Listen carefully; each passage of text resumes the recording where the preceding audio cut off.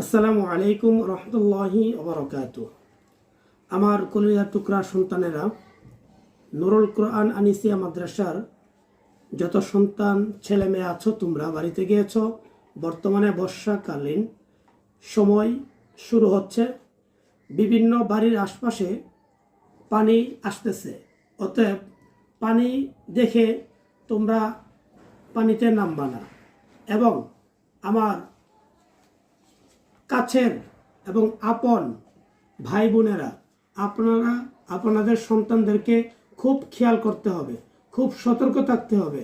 কারণ একটি বাচ্চা যদি পানিতে পড়ে যায় আর যদি সাঁতার সে না জানে, তাহলে বাচ্চাটাকে হারাবেন। অতএব শুধু আমার সন্তান যারা আছে তা নয়, সমস্ত বাংলাদেশের মানুষদেরকে আমি লক্ষ্য করে বলবো যে আপনারা এই বর্ষাকালীন সময় আপনাদের সন্তানদেরকে খুব সতর্কভাবে খেয়াল রাখুন, কারণ পানিতে যেন না পড়ে যায়।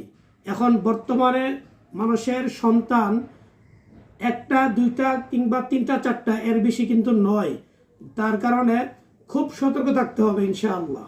আসসালামু আলাইকুম রহমতুল্লাহ।